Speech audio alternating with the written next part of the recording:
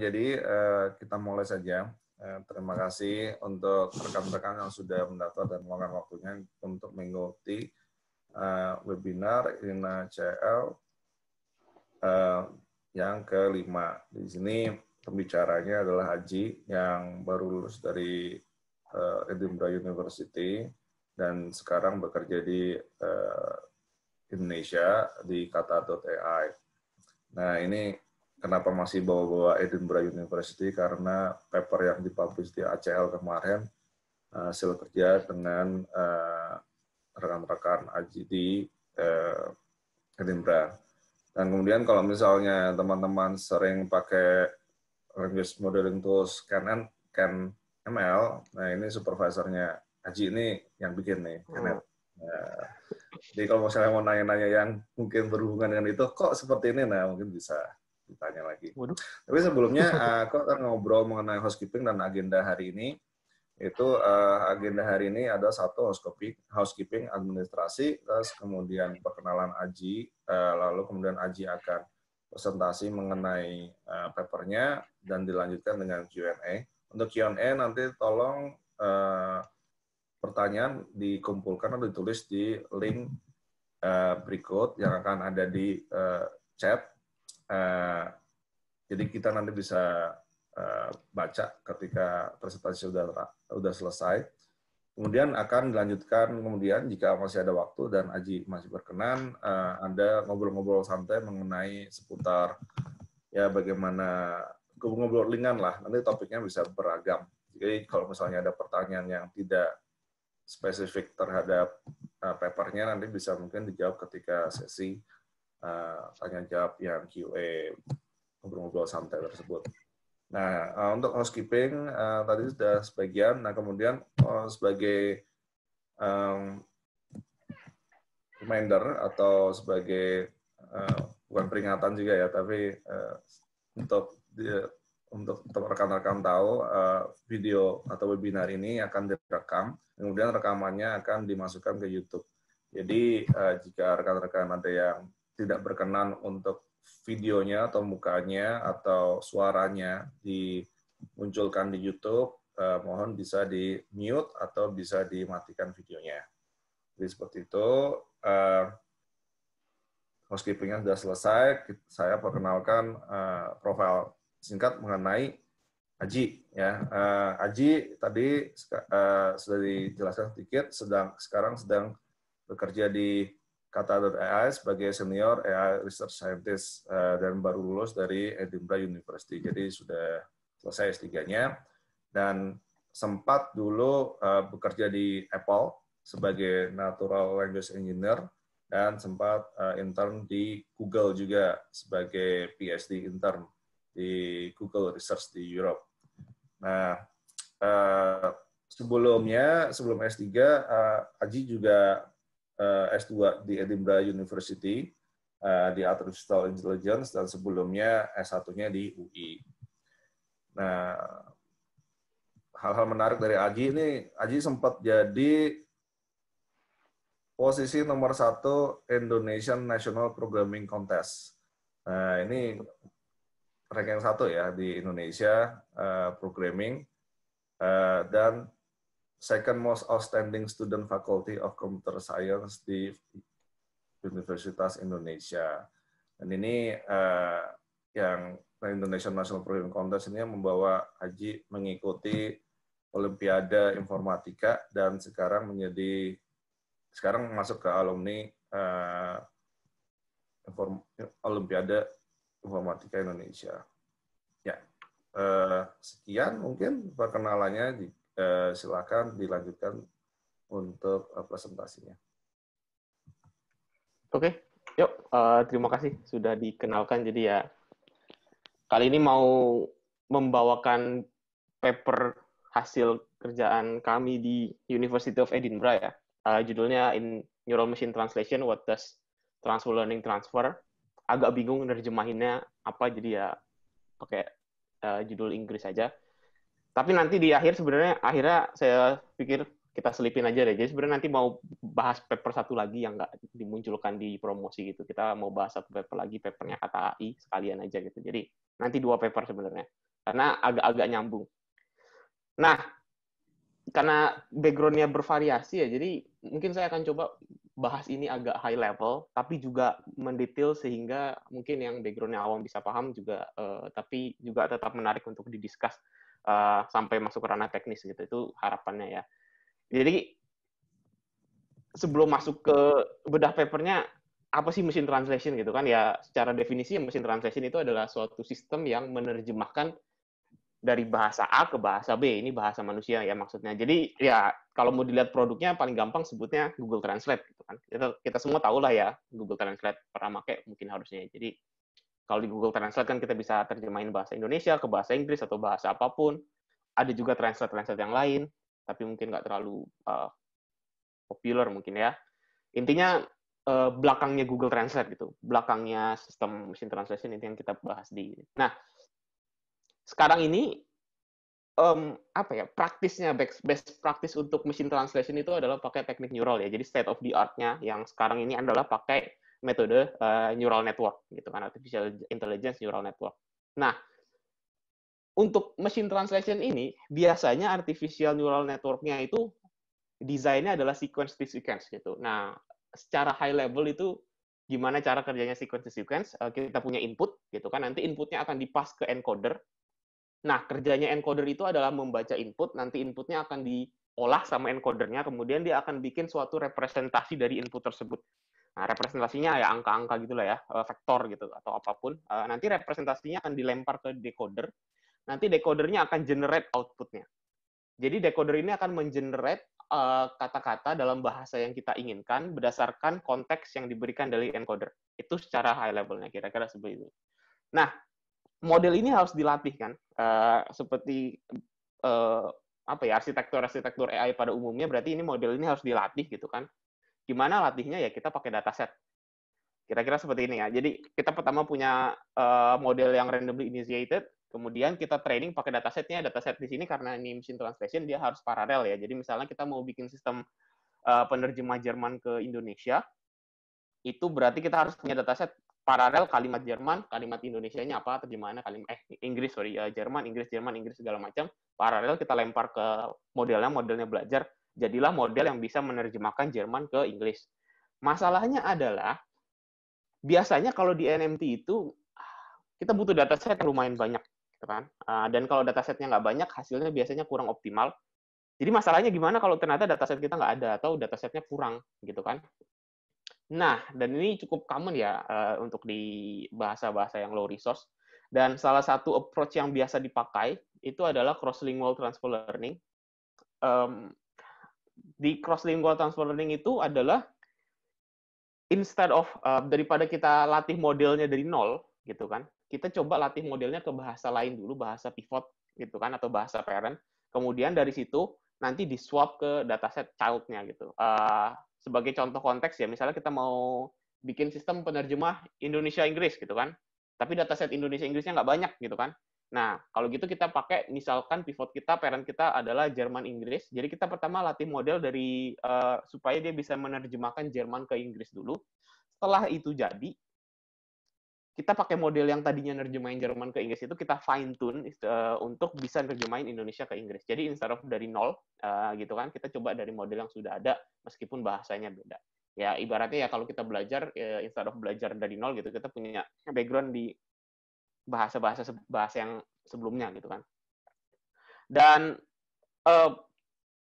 cross-lingual transfer learning ini sudah kita coba juga dan ini memang works gitu ya. Kalau di sini kan evaluasi machine translation itu pakai blue matrix-nya, makin tinggi makin bagus gitu kan. Kita coba di 3 bahasa yang kali ini low resource gitu kan. Kala itu low resource, pertama Burmese, Myanmar, kemudian bahasa Indonesia sama bahasa Turkish. Ini datasetnya ya Myanmar cuma nggak nyampe 20.000 pasang kalimat. Bahasa Indonesia juga sekitar segitu, bahasa Turki agak banyak sedikit, tapi tetap mungkin agak low resource juga ya. Yang biru ini adalah grafik biru ini adalah kalau dia di-train dari nol gitu kan. Kalau kita train dari fresh gitu kan, hasilnya nggak sebagus ketika yang merah ini adalah kalau kita pertama training modelnya untuk bisa bahasa Jerman Inggris dulu, habis itu kita switch datasetnya ke Myanmar atau dataset low resource lainnya. Jadi kita confirm bahwa cross-lingual transfer learning itu works gitu kan, dia naikin hasilnya. Nah, yang mau kita bahas di paper ini adalah sebenarnya apa, kok bisa gitu, kenapa hasilnya naik, informasi apa yang sebenarnya ditransfer gitu, informasi apa yang sebenarnya diwariskan dari bahasa sebelumnya gitu, dari model sebelumnya ketika kita switch bahasanya. Itu yang mau kita bahas di diskusi paper kali ini. Gitu. Kita akan breakdown jadi 3 outline ya. Ini outline-nya. Pertama kita bahas tentang part of network yang mau kita transfer. Kemudian structural information, dan terakhir ini adalah gimana kita utilize transfer learning untuk high resource NMT. Kita masuk ke yang pertama dulu ya. Jadi part of the network. Seperti yang tadi kita bahas bahwa biasanya kita pakai neural network ada encoder decoder, jadi ada teks input kemudian dimasukin ke encoder, nanti dilempar ke decoder. Nah, cuman kan teks ini kan apa ya, bentuknya kan kata-kata ya, kalau teknisnya kan bentuknya string begitu kan, sementara kan deep learning itu kan kita inputnya harus angka kan, harus numerik. Jadi sebenarnya sebelum kita lempar ke encoder itu yang ada namanya kita masuk ke word embedding. Jadi word embedding itu dia merepresentasikan kata-kata. Jadi dalam bentuk vektor gitu, dalam bentuk angka-angka. Jadi untuk setiap kata yang ada di dictionary dataset kita, itu kita punya representasi angkanya. Misalnya kata mereka di sini kita punya representasi angkanya sendiri, kata makan punya representasi angkanya sendiri, dan juga kata-kata lain yang ada di dictionary-nya itu punya representasinya masing-masing. Angka-angka representasi itu yang dilempar ke encoder. Nah, di sini kita split network-nya jadi 2 part gitu. Pertama part embedding-nya, yaitu ya ini ya, informasi word embedding-nya. Kedua adalah selain itu, yaitu ya encoder-decoder-nya. Jadi kita pertama ingin tahu sebenarnya dari seluruh network itu bagian mana sih yang mengandung informasi yang bisa ditransfer gitu kan. Jadi kita coba, gimana kalau kita cuma transfer embedding-nya doang gitu kan. Atau gimana kalau kita cuma transfer internal layer-nya doang gitu. Atau kita transfer semuanya, ya itu berarti transfer learning standar ya. Atau kita nggak transfer sama sekali. Kalau nggak transfer sama sekali kan berarti ya sama aja kayak training from scratch. Nah, kita coba eksperimen tersebut. Ini di data Burmese. Kita punya baseline-nya ya, tadi udah kita lihat. Yang no transfer ini ya kalau kita training from scratch. Kalau full transfer itu ya kalau kita trainingnya, kita transfer full, ya kita transfer semuanya. Nah, ternyata kalau kita cuma transfer embedding-nya doang, itu nggak ngaruh gitu. Bahkan hasilnya kita bisa lihat turun gitu. Dari 4 blue, 4 itu udah jelek banget, turun lagi jadi 3 gitu kan. Dan sebaliknya, kalau kita transfer internalnya doang, itu ternyata naik gitu. Meskipun modelnya nggak ada informasi apapun tentang embedding-nya, itu ternyata hasilnya improve. Dan kita juga bisa lihat pola yang serupa ya di dataset Indonesia. Yang barusan tadi, yang ini adalah Myanmar, Burmese, yang ini adalah dataset Indonesia Inggris, polanya sama gitu. Kalau kita transfer embedding-nya doang, dia malah turun. Kalau kita transfer lengkap, hasilnya paling bagus. Tapi kalaupun kita transfer internalnya doang, itu juga hasilnya improve. Berarti kan kalau ada improvement, berarti kan ada informasi ya yang passing through dari internal network-nya. Jadi kesimpulannya bahwa ternyata dari network itu ya, at least yang paling penting itu lah yang internalnya itu, bukan embedding-nya. Tapi bukan berarti embedding-nya nggak penting sama sekali, karena kita bisa lihat kalau kita transfer lengkap, itu naik ya hasilnya. Meskipun nggak banyak, lumayan ada kenaikan, berarti kan di embedding sendiri itu ada informasi. Tapi untuk kita bisa mentransfer informasi yang ada di embedding-nya itu, internal network-nya juga harus dibawa semuanya. Karena kalau kita cuma bawa embedding-nya doang, nggak ngaruh gitu ya. Sekarang kita coba breakdown ya, kita masuk lebih dalam lagi. Oke, coba kita tanya sekarang gimana caranya kita transfer embedding-nya. Nah, seperti yang tadi kita bilang bahwa embedding itu kan mungkin gampangnya kayak mapping ya, jadi untuk setiap kata itu dia punya representasi angka-angkanya ya. Nah, setiap kata punya representasi vektornya masing-masing, dan kata-kata ini kata-kata yang ada di kamus. Nah, tentunya bahasa itu kan punya, ya namanya beda bahasa tentunya beda kamus gitu ya. Nah, itu gimana transfernya? Misalnya sebagai contoh kita mau transfer dari bahasa let's say Jerman gitu kan. Tadi ya kita mau transfer dari Jerman ke Indonesia nih. Ada kata di bahasa Jerman yang ya kita nggak tahu nih transfer mau informasi kata tersebut mau dilempar ke kata apa di bahasa Indonesia. Misalnya saya nggak terlalu paham bahasa Jerman ya. Anggaplah ada satu kata Jerman X gitu kan. Dan kata X ini ya nggak ada di Indonesia, terus itu mau dipas gimana gitu. Atau sebaliknya, ada kata-kata di Indonesia yang nggak ada kata di Jerman, yang informasinya apa yang mau kita lempar nih informasinya gitu kan. Nah, mungkin agak mundur sedikit ya. Sebenarnya agak misleading gitu kan, saya bilang kata, karena biasanya sekarang ini machine translation itu state of the art-nya dia bukan pakai kata-kata lagi, tapi representasi datanya itu subword unit ya, biasanya pakai BPI. Subword unit itu ya kayak suku kata gitu. Jadi misalnya, let's say memakan itu dia nggak satu kata memakan gitu, nggak satu token, tapi biasanya di breakdown. Misalnya ya itu satu, terus makan, jadi ada dua me sama makan. Nah, karena di breakdown ini, jadi mungkin matchingnya bukan matching kata lagi, tapi matching suku kata. Nah, kita punya kamus yang berbeda nih dari bahasa parent dan bahasa child-nya. Nah, ini gimana kita transfer embedding-nya? Yang pertama banget kita lakukan ya udahlah, kita ignore aja gitu, kita nggak transfer sama sekali. Nah, ini kan udah kita coba sebelumnya ya, itu kan sama aja kayak kita nggak transfer embedding-nya sama sekali. Kedua, kita coba frekuensi assignment gitu. Jadi setiap kata itu kan dia punya frekuensinya masing-masing ya kemunculannya, dan kalau yang familiar biasanya dia akan follow Zipf-ian rule gitu kan, Zipf-ian distribution, artinya hanya segelintir kata-kata aja lah yang sering gitu kan, sisanya ya frekuensinya makin lama makin menurun. Nah, kita coba pass by frekuensi. Jadi misalnya apa kata yang paling sering muncul di bahasa Jerman, apa kata yang paling sering muncul di bahasa Indonesia. Nah, vektornya kita transfer berdasarkan frekuensi tersebut.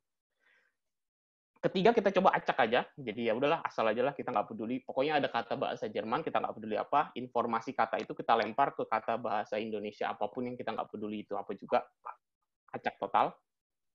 Dan selain itu kita coba token match. Nah, jadi di sini kita mau ada effort untuk mematch token-token yang sama gitu kan. Tadi kan kita bilang ini subword ya. Jadi token-token yang match itu sebenarnya ada. Misalnya di bahasa Jerman ada token apa ya, ba gitu, BA. Nah, di Indonesia juga ada suku kata BA. Nah, itu mereka kita pas gitu informasi tokennya. Nah, yang tidak ada match-nya sama sekali ya sudah kita acak aja, kita random. Dan yang terakhir adalah kita join vocabulary. Jadi kita sebelum kita training semuanya dari awal, kita siapin vocabulary gabungan yang melibatkan semua bahasa di parent sama di child. Jadi misalnya dari Inggris Indonesia, Jerman English sama Indonesian English, berarti kan ada 3 bahasa tuh yang terlibat, Jerman, Indonesia sama Inggris. Nah, kita bikin kamus 3 bahasa tersebut dulu berdasarkan 3 vocabulary tersebut. Parent-nya pakai vocabulary itu, nanti child-nya juga pakai vocabulary itu, jadi nggak perlu ada switching segala macam, nggak perlu ada matching segala macam, bisa langsung plug and play gitu ya, tinggal langsung jalan. Ini baseline yang tadi kita punya ya, ini lagi-lagi di bahasa Burmese, no transfer ya, kalau kita nggak pakai transfer learning. Non-embedding itu kalau kita, yang tadi kita coba ya, kalau kita cuma transfer internalnya doang. Nah, di sini kita lihat bahwa either kita mau assign frekuensi ataupun random assignment, itu hasilnya nggak jauh beda sama kita exclude embedding-nya sama sekali gitu. Jadi kita di sini simpulkan bahwa mungkin informasi di embedding itu hilang kalau kita shuffle gitu pasangan katanya gitu kan. Jadi kan akan hilang dalam artian blue-nya dia nggak naik, jadi mirip aja, sama aja kayak nggak di-include sama sekali. Dan in contrast-nya juga kan, ini adalah kalau kita token match atau join vocabulary, di keduanya itu adalah kita akan mentransfer embedding dari token yang sama gitu kan, baik token match atau join vocabulary kan kita tidak ada shuffling kata-kata atau token-token yang beda kan. Nah, di sini blue-nya naik gitu kan. Artinya informasi di embedding ini akan tertransfer dengan baik, asalkan kita bisa preserve tokennya gitu. Jadi jangan sampai di shuffle kata-katanya, otherwise nanti informasi di embedding tersebut hilang gitu. Tadi kita bisa bagian network gitu, kita bahas embedding sama internal. Selanjutnya adalah kita bahas structural information. Nah, kita kan ingin tahu ya, ketika kita melakukan transfer learning itu sebenarnya informasi apa sih yang dipindahkan begitu ya. Nah, dari sini berarti kita explore, misalnya kita nih siapin model buat mentranslate Jerman ke Inggris gitu kan. Nah, kita mau transfer dia ke bahasa Indonesia. Tapi sebelum kita fine tune, kita kasih input dia bahasa Indonesia. Gitu kan. Ternyata modelnya itu adalah dia kan belum familiar ya sama input bahasa Indonesia gitu kan, karena kan belum di fine tune. Nah, dia ternyata akan output inputnya juga. Jadi dia perform copy model. Jadi kita penasaran sebenarnya apakah behavior hopping ini sebenarnya informasi yang ditransfer. Jadi kalau sebagai konteks, kalau kita training model random gitu, belum dilatih apa-apa, kalau kita masukin input kan outputnya kayak garbage gitu ya, kayak keluar huruf-huruf random nggak jelas. Tapi kalau model sudah dilatih, ketika kita kasih input yang dia nggak familiar, dia tend to copy gitu, dia cuma copy aja. Jadi instead of random garbage gitu, dia copy.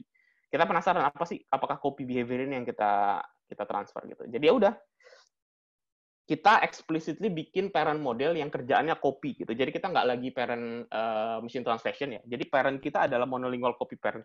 Jadi kita misalnya pertama kita siapin English to English. Jadi inputnya itu dan outputnya adalah kalimat Inggris yang sama. Jadi kita ngelatih deep learning, ngelatih sequence to sequence untuk baca input dan ngeluarin outputnya adalah input yang sama. Jadi benar-benar model itu dilatih cuman mengeluarkan inputnya gitu. Jadi benar-benar hello world gitu. Hello world. Kita coba berbagai bahasa gitu. Kita coba Inggris, kita coba bahasa Chinese. Kita juga coba random sequence gitu. Karena kan sebenarnya kita kan cuma mau bikin sistem yang bisa membaca sequence dan dia akan mengeluarkan sequence yang sama. Berarti kan argumennya nggak harus bahasa beneran dong. Bisa aja kita bikin bahasa bohong-bohongan gitu kan.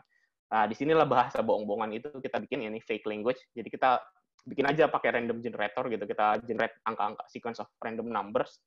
Nanti dia akan baca random numbers tersebut dan dia harus mengeluarkan random numbers yang sama. Jadi kita punya 3 itu. Dan ternyata bisa kita lihat di sini gitu kan. Ini lagi-lagi bermis ya. Kalau yang ini kan yang 4 ini adalah kalau kita nggak pakai transfer learning, sementara yang 7,8 ini kalau kita transfer learning full yang kita sudah tahu tadi lumayan bagus hasilnya. Nah, ternyata meskipun kita transfer learning dari English to English, itu hasilnya lebih baik daripada nggak transfer learning sama sekali gitu. Jadi kita bisa transfer learning dari parents yang kerjaannya cuma copy inputnya doang. Gitu. Dan ini juga berlaku sama bahasa Chinese gitu. Meskipun nggak sebagus bahasa Inggris. Nah, hipotesis kita kenapa Inggris lebih bagus ya karena bahasa Inggris pakai keyword yang apa ya? Apa sih istilahnya karakter yang alphanumerik gitu kan, sementara Chinese kan karakternya beda, sehingga ya ketika kita transfer learning from English to English mungkin ada beberapa token yang match gitu ya. Ini balik lagi ke embedding sehingga ada informasi embedding yang ketransfer, sementara ketika kita ngomongin Chinese tokennya nggak ada yang match gitu karena beda alphanumerik ya, jadi nggak ada match, jadi nggak ada informasi embedding yang tersampaikan gitu. Bahkan angka random pun hasilnya lebih baik daripada training from zero gitu. Jadi kita pertama bikin model yang cuma bisa nge-outputin random angka yang sama, itu hasilnya lebih baik. Nah, hasilnya ini tetapi mereka yang random ini nggak sebagus yang pakai bahasa beneran. Bedanya apa? Kalau angka random ini ya dia angka random, nggak ada hubungannya sama sekali, tidak ada struktur katanya, sementara yang bahasa ya dia ada properti bahasa ya, angkanya nggak kata-katanya nggak independen satu sama lain, ada language modeling di sana. Jadi di sini juga kita bisa dapat hipotesis bahwa kita bisa dapat kesimpulan bahwa ada language modeling yang tertransfer ketika melakukan transfer learning. Karena yang baik di bahasa Chinese ataupun bahasa Inggris hasilnya lebih bagus daripada angka random. Yang mana angka random itu dia nggak ada informasi bahasa sama sekali, nggak ada language yang bisa dimodelkan gitu. Nah, kita dari tadi ngomongin copy, sebenarnya kalau kita mau lihat lebih lebih mundur lagi ke belakang. Sebenarnya translation itu kan kombinasi antara alignment dan substitution ya. Jadi kita pertama align kata-katanya gitu. Misalnya ada bahasa Inggris gitu, bahasa Indonesia gitu punya 3 kata kan pertama kita kalau bahas phrase based translation ya yang awalnya dulu sebelum neural network itu kan pertama kita ada alignment dulu ya.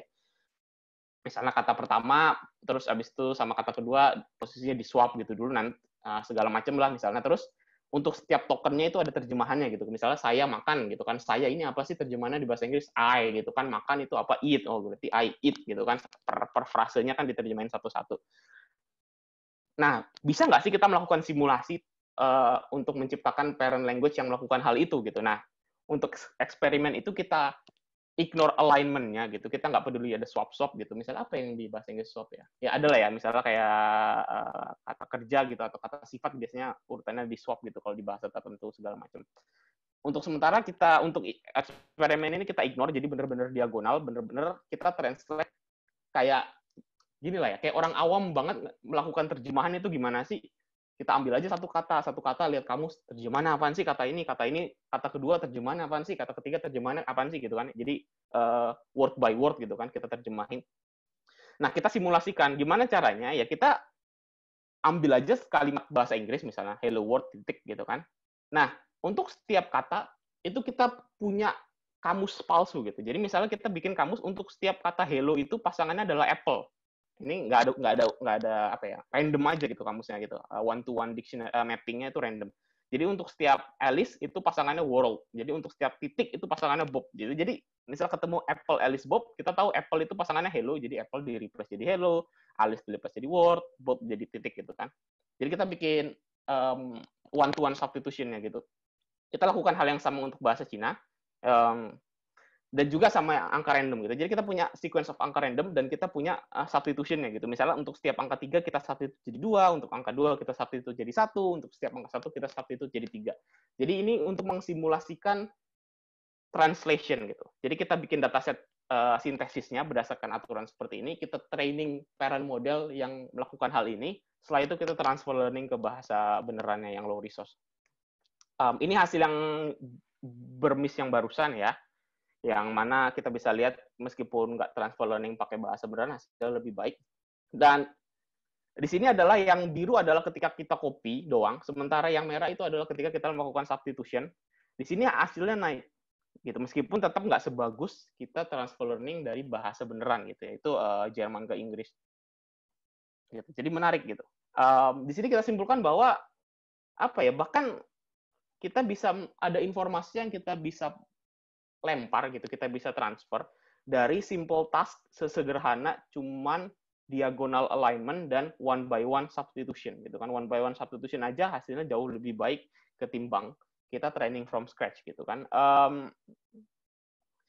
Di sini kita ada semacam hint ya. Oke, ini kenapa gitu? Berarti bisa jadi salah satu hint yang kita dan hipotesis yang kita ambil adalah ini bisa jadi menunjukkan bahwa model deep learning itu initialization-nya jelek gitu kan. Jadi random initialization modelnya mungkin nggak seoptimal, nggak optimal sehingga bahkan transfer learning dari task yang sesimpel ini aja hasilnya bisa improve gitu kan. Maka kita masuk ke chapter yang apa ya, subbab yang ketiga gitu, transfer learning untuk high resource NMT. Lah kok jadi high resource gitu kan? Biasanya kan transfer learning kan dipakainya tadi ya buat yang low resource ketika datasetnya kita kurang. Karena datasetnya kurang, ya udah kita coba transfer dari bahasa yang datasetnya banyak. Biasanya orang nggak main ke transfer learning untuk high resource. Nah, ini kenapa gitu? Nah, motivasinya berdasarkan analisis yang tadi ya. Ini kita transfer learning dari task yang simple aja hasilnya lebih bagus. Jangan-jangan inisialisasi modelnya jelek. Nah, isu dari training high resource language adalah biasanya bukan di quality, tapi training time gitu. Kalau untuk ngelatih sistem machine translation yang datasetnya udah banyak, biasanya bisa kayak berhari-hari gitu. Itu pun sudah pakai super komputer ya, untuk pakai super komputer lah, GPU-nya banyak, itu juga masih berhari-hari. Nah, kalau kita bisa initiate modelnya, starting initiate modelnya daripada instead of random, tapi dari sesuatu yang lebih baik gitu kan, misalnya tadi transfer learning, bisa nggak kita trainingnya jadi lebih cepat gitu daripada harus berhari-hari gitu. Bisa jadi kita trainingnya lebih cepat. Nah, jadi di sini kita switch gitu. Kita kan coba eksperimen ya. Sekarang kita coba di English to German. Ini high resource. Agak lupa berapa. Kalau nggak salah puluhan juta lah. Dia ada puluhan juta kalimat. Kalau nggak salah ya. Agak lupa, sorry. Jadi ini high resource banget. Jadi kita sekarang lihatnya blue over time gitu. Sorry, ini not over time, over update gitu kan. Jadi makin lama trainingnya kan akurasinya, kualitasnya makin bagus ya. Yang biru ini yang baseline. Kalau kita training dari kosong. Nah, yang oranye ini adalah kalau kita transfer learning dari yang tadi substitution gitu, English to English substitution. Ternyata kalau kita transfer learning dari English to substitution itu modelnya belajar lebih cepat gitu daripada kita belajar dari nol, gitu kan? Dan kita juga tahu bahwa sebenarnya kalau kita training dari transfer learning dari model beneran itu lebih bagus. Dan kita bisa lihat polanya juga di sini. Kalau kita transfer dari English to Russian ke English to German, dia belajarnya training time-nya lebih cepat lagi gitu. Dia convergence-nya lebih cepat lagi naiknya. Dan terakhir, jadi dalam ini kan kita pakai arsitekturnya transformer ya. Dan transformer ini kan mungkin ketika kita training kan ada hyperparameter ya, ada yang harus ditune lah, angka-angkanya berapa nih. Misalnya training learning rate-nya berapa, segala macam lah hyperparameternya. Nah, ini kalau hyperparameternya salah setting kan dia jadi susah belajar gitu. Dan salah satu hyperparameter yang cukup sensitif itu adalah warm up. Di sini adalah kalau ternyata kenapa kita butuh warm up gitu? Karena ketika dari awal training itu modelnya masih random gitu, masih nggak jelas, nggak stabil. Jadi ketika warm up-nya dihilangkan, biasanya modelnya itu nggak bisa belajar. Nah, tapi karena kita start point-nya bukan dari angka random lagi, bukan dari model random lagi, ternyata warm up-nya itu bisa dihilangkan total gitu. Di sini kita yang merah terakhir ini adalah kalau kita training transfer learning dari English to Russian dan kita hilangkan warm up-nya sama sekali, itu bisa training time-nya jauh lebih cepat gitu daripada kita training from scratch. Cuman isunya ya bukan isu sebenarnya. Transfer learning itu nggak terlalu ngaruh in terms of quality kalau di high resource language. Jadi ini hasil akhirnya gitu. Kita mau dari baseline atau mau transfer learning, angka blue-nya itu nggak beda jauh, 35,5, 35,6, 35,7, 3,54 ya segitu-segitu aja gitu. Angka nggak ngaruh ke hasilnya. Itu. Jadi kesimpulan paper kali ini ya kita lihat ada inner layer tadi yang paling penting gitu, tapi embedding juga bisa dilakukan. Kita bisa transfer embedding kalau kita lakukan token match misalnya atau join vocabulary. Selama tidak ada shuffling, itu informasi di embeddingnya bisa ditransfer. Dan kita juga lihat ternyata kita nggak perlu transfer learning dari bahasa beneran loh gitu. Kita bisa transfer learning dari bahasa pura-pura gitu, bisa data sintesis. Ini juga hinting bahwa ada mungkin inisialisasi model kita kurang optimal. Salah satu proof-nya juga adalah kalau kita pakai transfer learning, trainingnya jadi lebih cepat untuk yang high resource language. Nah, ini side track dikit gitu. Ini paper kedua yang mau agak saya bahas agak cepat gitu. Ini benchmarking multi-domain English Indonesian machine translation. Ini papernya KTAI, tapi ini saya bukan main author gitu. Ini saya nyempil aja. Ini dikerjain sama Mas Guntara, beliau waktu itu intern, jadi udah nggak di KTAI lagi. Jadi ini kerjaan anak intern nih. Jadi paper ini kerjaan anak intern, kita submit, kita present di BUCC, BAK, itu dia workshopnya LREC. Nah, dari tadi kan kita bilang bahwa Indonesia ini low resource gitu kan, disandingin tadi sama Burmese, sama Turkish, tapi ternyata nggak juga gitu. Jadi bahasa Indonesia sebenarnya nggak low resource, cuman masalahnya datasetnya aja kepencar-pencar gitu. Jadi dataset bahasa paralel English Indonesia ternyata setelah kita kulik-kulik di internet itu ada banyak gitu. Jadi dia nggak low resource, cuman masalahnya dia tidak terdokumentasi dengan baik lah. At least menurut kami tidak terdokumentasi dengan baik, susah dicarinya, nggak ada portalnya, dan domainnya macam-macam. Nah, ada misalnya domain bahasa Inggris. Dataset pertama itu PanLeon, saya kurang takut salah. Jadi intinya PanLeon itu cuma ada 24K. Ini dataset yang kita pakai di eksperimen tadi, eksperimen transfer learning.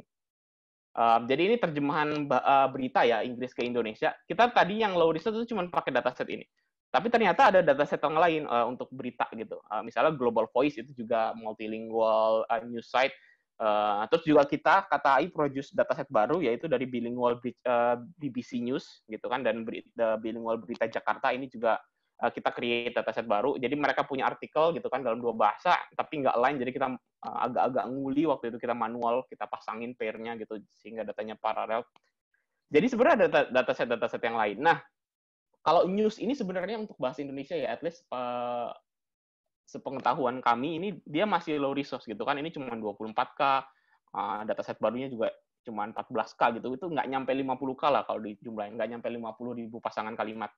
Tapi ada dataset di domain lain. Misalnya domain religius ini lumayan banyak gitu kan. Ada dari artikel website artikel kerohanian gitu, misalnya ODB atau Jehovah Witness 300, itu artikel-artikel keagamaan.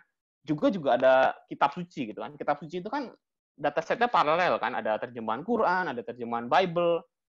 Ini jumlahnya kalau di total udah 1M gitu kan, 1 juta pasangan kalimat gitu, itu kan lumayan.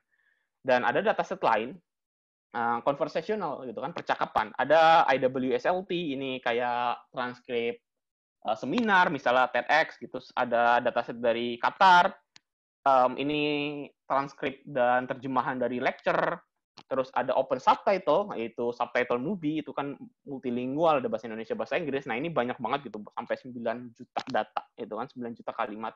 Dan ada yang baru kita juga produce, itu adalah caption YouTube. Jadi kita kan, beberapa YouTube channel itu kan dia punya caption, dan chapternya ada yang captionnya multilingual, nah itu kita scrap. Misalnya Raditya Dika, atau Khan Academy, Londo Kampung, segala macam YouTuber-YouTuber yang lumayan top lah, dan dia punya caption yang multilingual. Tapi meskipun ini konversasional ya, isunya adalah dia nggak benar-benar konversasional ya, nggak semuanya, hanya segelintir aja yang cukup misalnya di YouTube atau beberapa di subtitle. Kenapa? Karena dia ini sebenarnya terjemahan. Ya, terjemahan film, terjemahan talk. Jadi ngomongnya tuh nggak kayak ngomong bahasa Indonesia pada umumnya gitu, bukan kayak lu lagi ngapain sih? Gue lagi minum nih gitu. Gitu kan. Itu kan begitulah kita berbicara pada umumnya bahasa Indonesia gitu kan. Tapi kalau di dataset yang open subtitle dan segala macam, dia memang ranah konversasional, tapi apa ya, kayak formal gitu. Mungkin kalau film kan misalnya Thanos, aku akan mengalahkanmu gitu kan, itu kan nggak gitu orang ngomong bahasa Indonesia gitu ya. Tapi ya itu caveatnya ya, nggak formal, nggak kolokvial gitu ya, tidak seperti bahasa Indonesia sehari-hari. Terakhir kita punya general domain, ini yang kita nggak bisa classify ke satu domain apapun gitu, karena ya memang dia general. Misalnya dari Wikipedia, terus ada dari Tatoba atau Talpco. Nah, Tatoba Talpco ini kayak semacam kalimat pendek, simple buat orang belajar bahasa gitu. Misalnya ini Budi gitu kan, this is Budi, mobil saya merah gitu, yang gitu-gitulah. Benar-benar simple banget. Jadi sebenarnya datasetnya banyak. Dan ini summary-nya gitu. Jadi ternyata bahasa Indonesia itu datasetnya lumayan banyak. Hanya saja memang beda domain. Dan yang dari tadi kita coba itu cuma segelintir, yang news gitu. Yang news itu memang masih low resource, tapi untuk domain yang lain itu sebenarnya ternyata nggak low resource. Jadi yang kita coba explore di sini adalah multi-domain machine translation gitu kan. Jadi kita coba aja. Di sini kita coba training, misalnya kita training pakai dataset news, terus kita evaluasi untuk nge-translate tulisan religius itu gimana hasilnya. Dan memang sesuai ekspektasi itu, ya dia hanya perform well ke domain yang sesuai gitu kan. Misalnya ya kalau training setnya religius, outputnya yang bagus ya buat yang religius, yang buat teks yang lain nggak terlalu bagus gitu kan. Atau untuk konversasional, yang bagus yang konversasional, buat teks yang lain yang nggak bagus. Anomali paling di news ya, kalau news ini sama gitu, dan bahkan karena ya asumsinya karena news ini low resource banget gitu kan. Jadi meskipun misalnya kita training pakai religious, meskipun religious sama news itu agak jauh, tapi karena datasetnya lumayan banyak, dia performnya lumayan oke gitu.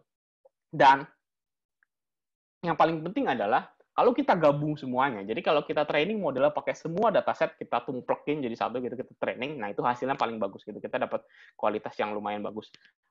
Di sini bisa dilihat di sini ya, blue-nya lumayan tinggi lah ya untuk di semua domain. Nah, apa kaitannya sama paper pertama yang transfer learning? Jadi pertanyaannya lagi nih, kalau kita mau bikin sistem translation untuk suatu domain yang low resource, mana yang lebih bagus gitu kan? Apakah kita low resource ditambah transfer learning, atau kita high resource aja tapi out of domain gitu kan? Jadi tadi kan isunya kita mau training news, tapi data newsnya sedikit nih. Apakah kita mendingan transfer learning aja, atau kita pakai dataset yang lain yang meskipun nggak terlalu related sama news gitu ya, tambah aja misalnya conversational, religion, segala macam. Nah, kita coba eksperimen di test set yang agak beda gitu, dan ini hasil yang bisa kita simpulkan. Ini belum lengkap ya eksperimennya, kita belum banyak eksperimen, jadi masih banyak yang perlu dicari tahu gitu nanti ya. Jadi misalnya kita training dari dataset news doang, itu blue-nya 11, tapi kalau kita transfer learning itu bisa jadi 18 blue-nya. Tapi kalau kita training multi-domain, pakai domain campur aduk itu, ternyata hasil lebih bagus dari transfer learning. Jadi, at least so far kesimpulan kami adalah kalau ada dataset yang banyak, taruh aja gitu. Meskipun nggak nyambung sama sekali, dia akan membantu gitu. Transfer learning bisa dipakai juga untuk improve kalau memang datasetnya nggak ada. Paling pertanyaan lanjutannya dari yang tadi ya, udah gimana kalau kita campur gitu kan? Tadi kita udah bahas ya soal better model initialization. Pertanyaan yang baru keluar dari hasil eksperimen yang multi domain itu ya udah gimana kalau kita gabung gitu. Misalnya kita transfer learning dan multi domain data, itu apakah hasil lebih bagus atau enggak? paling segitu aja kali ya. Kita masuk gimana? Masuk tanya jawab. Bener nggak ini URL-nya tadi? Oke, terima kasih Aji. Kita sebelum masuk ke tanya jawab, kayaknya salah satu penulis papernya Mas Ridho juga udah join nih kayaknya dari kata ya ini di chat di partisipan list ada. Nah, sebelum kita, jadi teman rekan-rekan silakan menuliskan pertanyaan ke link yang sudah ada di slide dan juga ada di grup chat, jadi tinggal bisa diklik. Informasi tambahan juga, Mas Aji ini juga salah satu kontributornya Marian NMT. Marian NMT ini back-end-nya Microsoft Translator, dipakai sama Microsoft. Yang nulis papernya tuh salah satu paper yang kontributornya, autornya banyak banget ya itu ya. Papernya Marian NMT itu. Jadi kalau misalnya mau nanya mengenai Marian NMT juga mungkin bisa, siapa tahu bisa menjawab. Sekarang kalau kita lihat sudah ada 19 pertanyaan nih. Banyak banget nih. Oke, kenapa? Satu orang nanya satu ini kalau 19. Ada yang tadi aku lihat ada yang nanyanya ini deh, 3 pertanyaan gitu. Ada continuous gitu. Waduh, mantap. 2, 3 kayak deh. Boleh. Oke, jadi di pertanyaan ini di list pertanyaan ini rekan-rekan juga bisa thumbs up. Jadi kalau ada yang pengen dijawab duluan bisa di thumbs up. Jadi kita mulai jawab dari pertanyaan yang thumbs-nya paling tinggi ya. Jadi basically ini order by input date dan kemudian baru order by thumbs up. Oke, pertanyaan pertama, Aji mungkin juga bisa lihat dari kalau misalnya suaraku kurang jelas, tapi aku bacain aja. Tinggal buka URL itu ya. Coba aku buka. Iya, tinggal buka URL, tinggal diklik aja. Oke. Aku nanti bantu untuk kayak filter aja sih mana yang mesti jawab, karena ada pertanyaan yang nggak relevan dengan presentasinya, nanti mungkin bisa dijawab ketika lagi diskusi setelah ini selesai. Oke. Oke, kita dari Wira. Wira ini dari Tokodai nih, dari Jepang.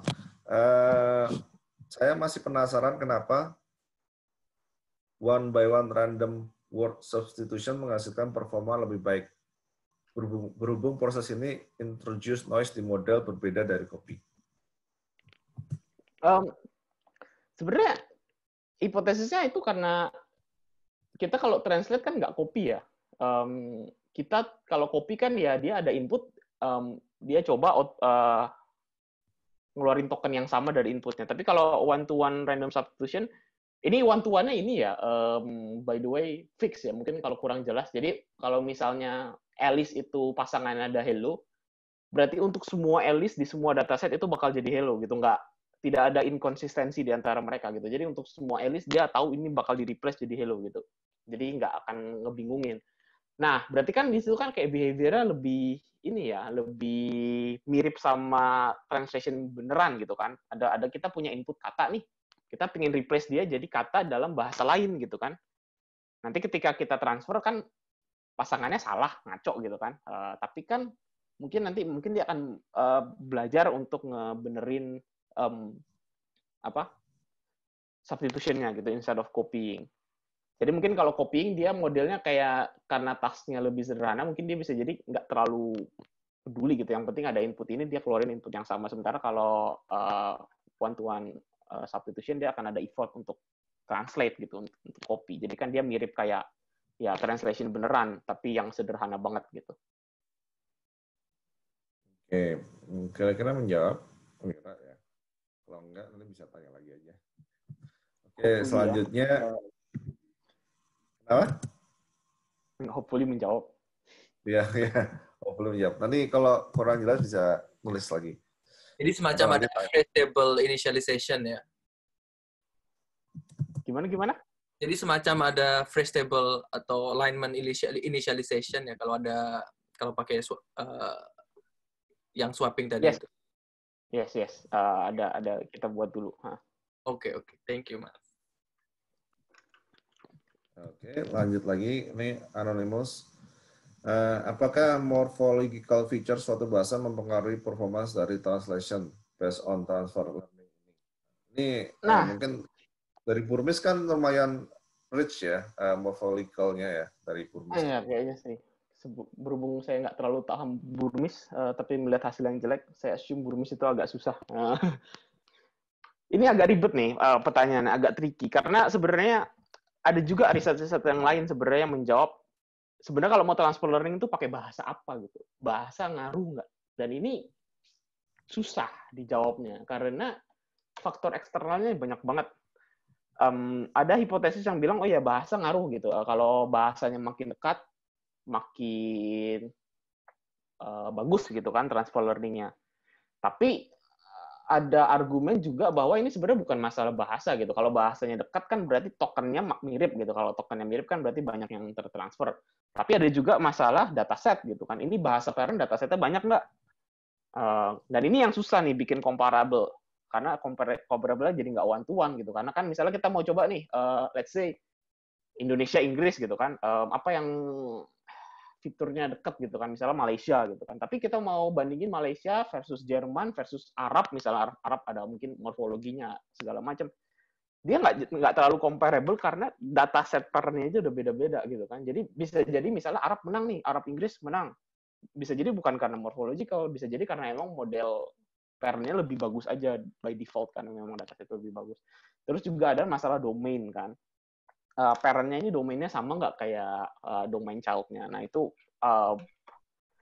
perlu dicek juga. Nah, jadi kalau balik ke pertanyaan ini, apakah morphological feature suatu bahasa mempengaruhi performance? Feelingku ya, tapi nggak punya proof-nya. Dan sebenarnya kita juga udah beberapa explore juga. Sebenarnya yang ditampilkan di sini kan Jerman ya, tapi kita juga coba transfer dari bahasa lain sebenarnya. Kita coba transfer dari bahasa Russian dan French.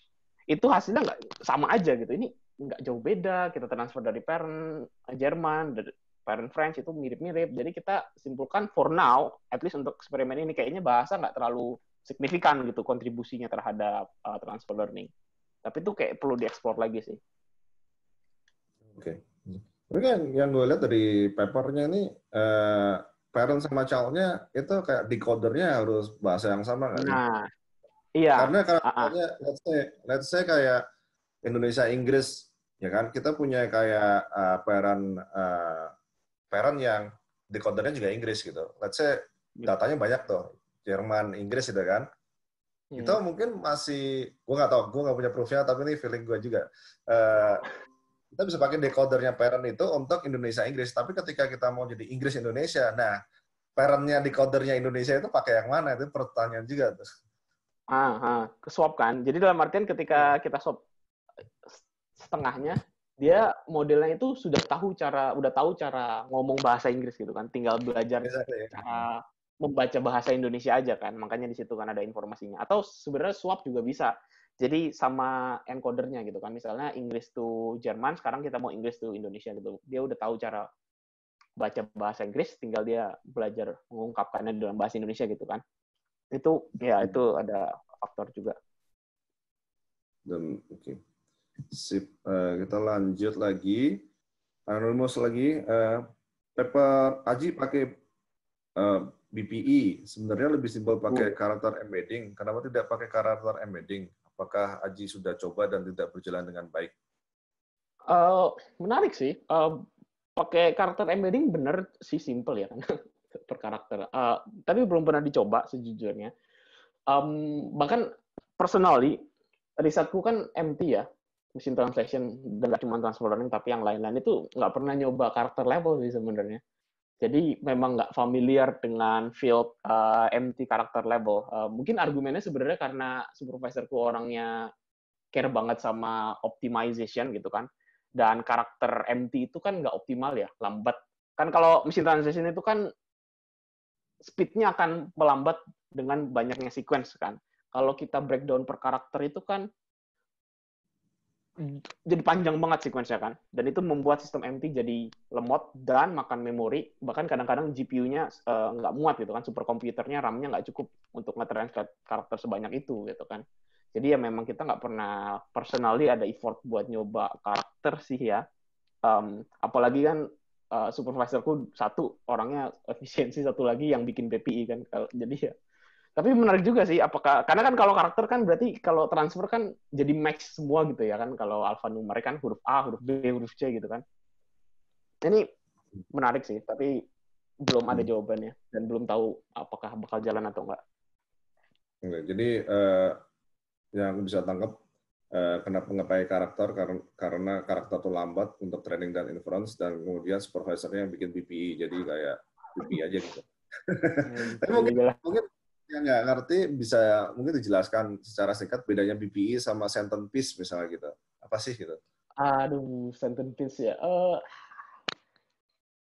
Mungkin ini ya kali. Kalau perkata dulu ya. Kalau tokenize perkata kan ya udahlah satu kata apa kabar berarti kan apa spasi kabar gitu kan, kata apa sama kabar gitu kan.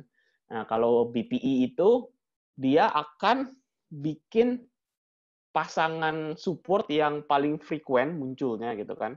Jadi kayak misalnya kabar gitu, pertama kita breakdown jadi per karakter gitu, KABAR gitu kan, terus mana dua pasangan yang paling sering muncul digabung gitu, misal A sama R digabung jadi R gitu kan, nanti B sama AR digabung jadi bar, pokoknya nanti hasil A jadi K spasi bar gitu kan, kabar. Nah, sentence piece ini sebenarnya tujuannya sama sih, dia mau breakdown. Tapi cara chunking-nya kalau nggak salah beda. Dan sayangnya gue nggak tahu gimana cara dia chunking. Lebih baru ya? Algoritma chunking-nya agak beda. Dia lumayan baru. Dia belum terlalu banyak yang, kan ada yang kalau misalnya tanya, ini ada yang baru nih sentence piece, kenapa BPI, apa kayak BPI versus sentence piece. So far, aku belum pernah baca paper yang ngebandingin duanya, itu pernah lihat nggak kira-kira?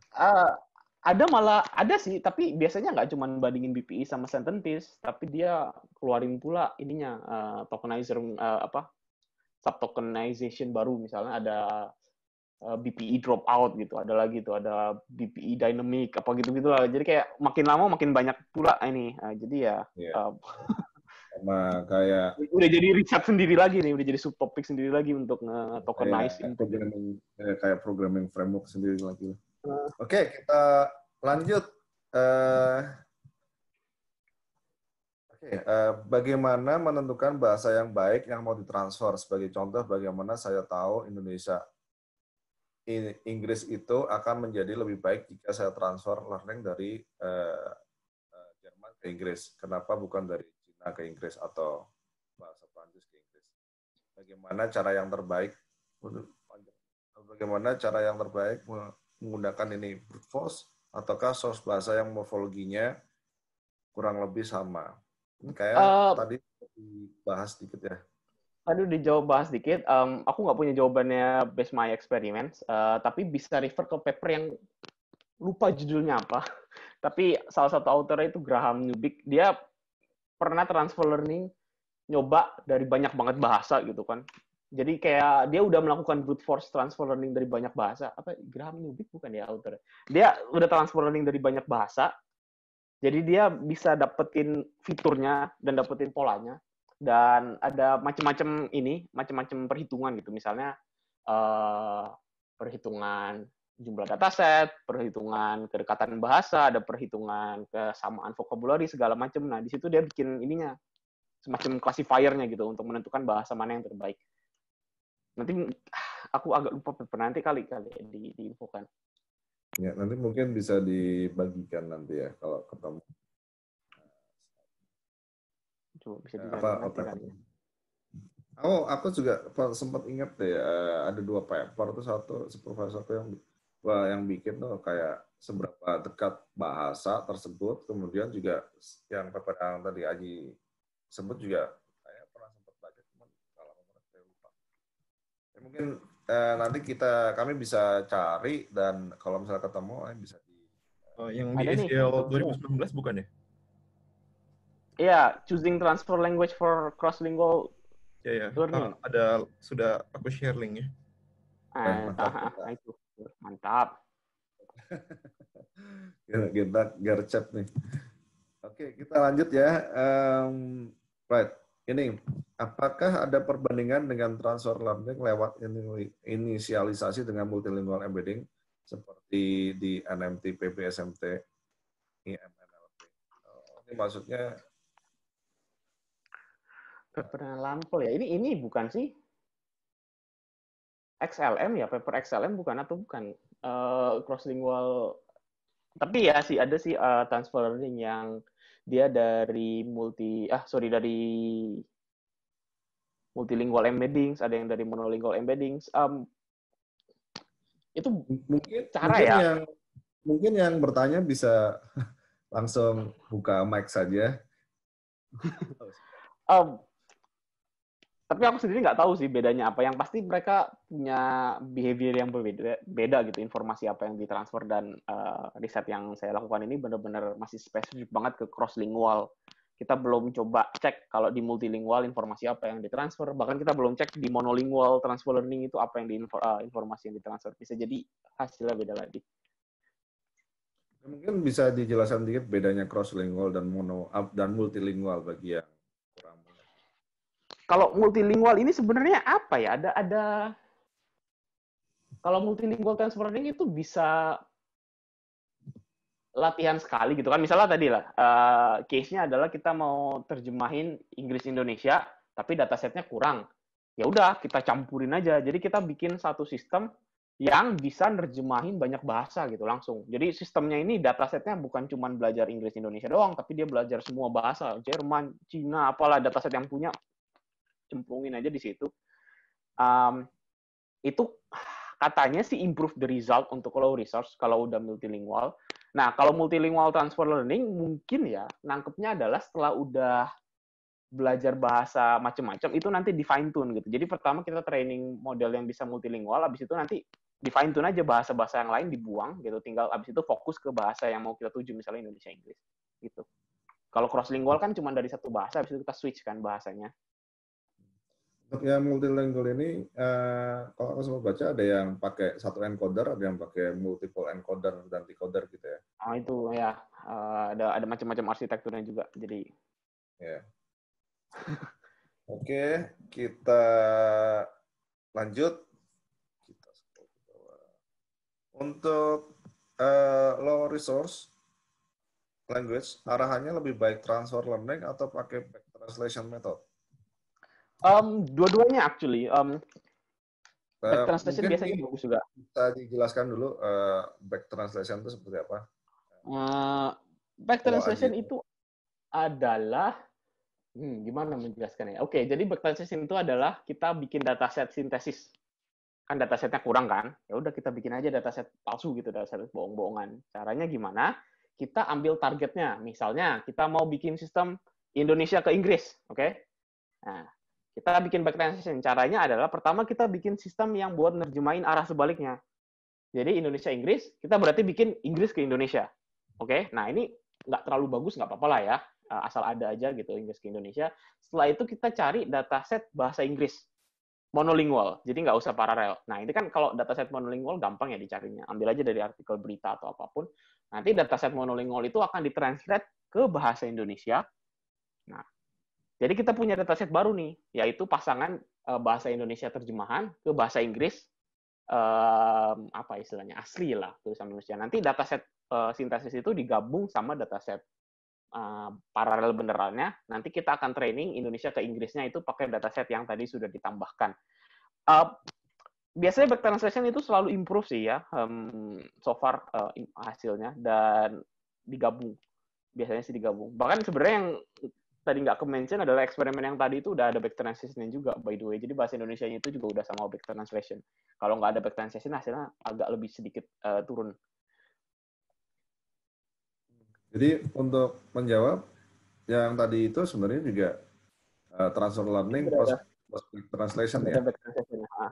Ada technical yang aku skip sih, karena kan Indian sebenarnya kita kan cuma mau belajar naik turunnya ya. Kalau misalnya transfernya begini, naiknya berapa, secara pola naik turun sama gitu, pakai nggak pakai. Cuman kalau pakai back translation hasilnya lebih bagus aja. Jadi yang itu tuh udah ada include back translation sebenarnya. Lanjut, yang OOT nanti kita jawab ketika Aji bisa jawab ketika diskusi santai-santai. Lanjut. Apakah datasetnya harus parallel sentence? Bagaimana dengan parallel dokumen? Tergantung sih. Kalau kita mau bikin terjemahannya sentence to sentence, berarti harus parallel sentence. Tapi kalau kita mau bikin machine translation yang dokumen to dokumen, berarti parallel dokumen nggak apa-apa. Cuman personally nggak pernah main dokumen level gitu kan. Karena lebih challenging. Pertanyaan berawal dari mungkin orangnya punya parallel dokumen, tapi dia nggak punya parallel sentence gitu. Kayak tadi kan Aji bilang ada yang nuli. Nah, itulah akhirnya nguli juga. Align sentence per sentence kan. Jadi apakah lebih baik seperti itu ataukah kita apa ya istilahnya anggaplah satu dokumen itu satu sentence misalnya gitu. Bisa, tapi jadinya dokumen level translation. Dia agak beda gitu karena dia butuh resource yang ekstra. Ya karena tadi ya teksnya panjang, jadi butuh extra care. Tergantung tujuannya sih ya. Kalau mau bikin sentence to sentence ya mau nggak mau harus parallel sentence datasetnya. Tapi balik ke aplikasi kali ya, gimana kan trennya? Mau apa sih sebenarnya? Mau dibikin itu apa? Oke, lanjut. Modelnya tidak ada informasi apapun tentang embedding. Apakah maksudnya embedding di reset atau di randomize? Ini tadi yang awal-awal kali ya? Mungkin, di ini kali ya. Tak mana dia? Ada embedding, ada yang kita coba di reset, ada yang kita coba asal gitu kan? Maksudnya ini yang pertanyaan ini kayak apakah yang dimaksud dengan reset itu sama dengan randomize? Iya. Ataukah dijadikan nol semua? Oh, kalau jadi nol nggak bisa training harusnya dong. Jadi ya ada yang kita, nah ini slide-nya tadi aku refer balik. Jadi yang A ini ya di reset gitu karena nggak ada yang ditransfer, ada yang kita transfer pakai frekuensi, ada yang kita transfer acak, ada yang kita transfer sambil kita match, ada yang kita pakai join vocab. Jadi ya ini mungkin kalau tadi kurang jelas. Mohon maaf. Masih berhubungan dengan embedding-nya nih. Apakah embedding-nya pre-train dengan kayak word to fact atau train dari scratch bersama translation model? Good question. Kita nggak coba pakai pre-train. Jadi beneran scratch sama translation modelnya. Jadi ketika ditransfer itu maksudnya di freeze gitu, nggak di train ya? Ditransfer, tapi di train lagi actually, nggak di freeze. Sebenarnya ada eksperimen yang di freeze juga sih sebenarnya, tapi nggak masuk ke ke paper. Hasilnya nggak kita bagus coba atau gimana? Apa ya, sama aja sih hasilnya. Di freeze naik, nggak di freeze naik juga, tapi karena space dan time, jadi akhirnya yang freeze risetnya kita freeze juga, jadi karena terlalu bercabang. Jadi jatuhnya kalau misalnya kayak di freeze ya yang berubah ya inner layernya aja. Layernya doang. Nah, weight-nya berubah, adjust sendiri dia kalau di freeze. Tapi generally suggestion-nya mending di freeze atau enggak sih? Apakah kayak kalau misalnya di freeze mengurangi computational time? Iya sih, benefitnya mengurangi computational time, tapi karena in the end hasilnya sama-sama aja. Dikit doang kan? At least lebih dikit lah daripada kalau itu. Ya. Apalagi embedding gede loh ukurannya. Kalau dia kan sejumlah vocabulary kan, jadi embedding lumayan makan computational juga. Lanjut, kita monolingual transfer. Apakah dikompres hidden layernya seperti autoencoders? Enggak. Bener-bener transformer biasa gitu. Kita nggak otak-atik arsitekturnya. Jadi ya nggak diapa-apain modelnya. Jadi cuma datasetnya aja yang source dan targetnya sama, tapi arsitekturnya sama. Kayak banyak pertanyaan-pertanyaan yang simpel-simpel. Bukan simpel, tapi pendek-pendek. Apakah token dari Chinese dan Burmese di transliterate? Jadi kayak apakah dipindahin atau tetap simbolnya itu? Jadi ya itu original apapun simbolnya itu yang saya nggak bisa baca juga. Untung ada temen yang bisa bantuin baca. Tapi nggak diapa-apain, asli tokennya aja. Ini ada pertanyaan berhubungan dengan NFT, tapi kayaknya nggak berhubungan dengan apa namanya presentasinya. Bagaimana cara bekerja entity translation? Entity translation itu aku aja baru denger. Entity Karena ini, mungkin entity maksudnya kayak NER. kalau misalnya di bahasa Indonesia itu Oh, kata-katanya ya. adalah apa ya? Kayak Apa itu ya? Aku nama udah kayak tempat gitu. Oh, oke, ngerti. Kalau di bahasa Indonesia kan negara Jerman itu kan Jerman. Kalau misalnya bahasa Jerman kan Deutschland. Ya, paham. Nah, itu kan Iya, mungkin maksud itu kan kayak entity tempat kayak gitu saya. aku nggak familiar apakah ini ada field risetnya spesifik ya untuk entity translation. Mungkin ada ya, tapi for now ya kita jadikan entity itu ya yet another token gitu. Jerman ya Jerman gitu kan. Dan kita nggak peduli dia entity atau bukan, kita lempar aja ke deep learning yang sama. Mungkin konteksnya bahkan nama gitu, Jokowi gitu. Bisa jadi ke breakdown sama BPE-nya ya, kita nggak masalah. Misalnya Joko sama Wi gitu kan, karena let's say banyak dataset nama Joko gitu kan, terus di break, jadi dianggap seperti ada suku kata gitu, penggalan ya. Kita for now nggak terlalu peduli sih. Jadi untuk cara kerja spesifik entity translation for now ya kita lempar aja ke mesin translation-nya dan biarkan mereka bekerja. Tapi aku sendiri nggak terlalu familiar apakah ada riset spesifik buat entity translation. Jadi mohon maaf. Yang selanjutnya juga berhubungan deh. Untuk kata yang OOV, out of vocabulary, bagaimana sistem generation? Mungkin masuk Actually, karena kita pakai BPE, harusnya nggak ada OOV sih. Karena kalau kita pakai segmen itu kan worst case-nya, ketika ada kata baru, dia akan di-breakdown jadi se-worst case-nya jadi karakter level gitu. Jadi nggak akan ada OOV kecuali tokennya yang beneran nggak ada. Gitu. Kalau misalnya, mungkin bisa jelasin juga kalau misalnya kayak, oh ada nama perusahaan nih, misalnya ada kontrak gitu, kontrak yang mau diterjemahkan ke bahasa Inggris gitu, dari bahasa Indonesia atau sebaliknya. Itu kan ada nama perusahaan nih, kayak nama perusahaan misalnya kata AI gitu kan. Nah itu kan kata AI-nya ketika di-generate, maunya harusnya jadi kata AI, bukan gitu kan. Bukan jadi kayak gitu kan. Itu tekniknya bagaimana? Mungkin itu yang ditanya kali. Mungkin ya. Kali ini kita nggak tahu, nggak pakai teknik aneh-aneh sih. Jadi ya let the model decide aja sih. Kadang-kadang dia terjemahin, kadang-kadang enggak. Iya. Kita lanjut. Kita cepat aja kali ya, supaya nggak lama. Udah sejam lebih. Apakah Blue memeriksa grammar correctness? Karena copy word by word Blue score-nya lumayan tinggi. Blue nggak. Gimana ya? Enggak sih, secara eksplisit dia nggak memeriksa grammar. Karena kan gimana caranya kita tahu grammar ya. So, memeriksa grammar enggak. Kenapa copy word Blue-nya tinggi ya artinya jadi copy word by word itu bukan berarti hasil akhirnya mesin translation-nya itu terjemahin kata per kata. Jadi dia awalnya nerjemahinnya kata per kata.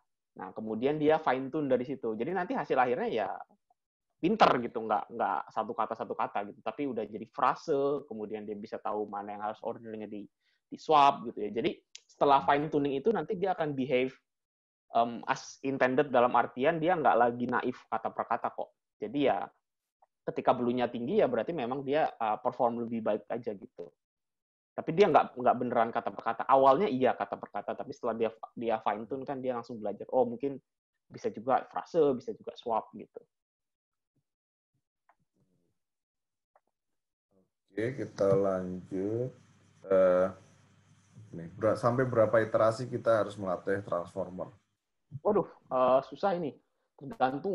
Tergantung model size, tergantung hyperparameter, tergantung dataset. Biasanya di stopnya tergantung optimizer.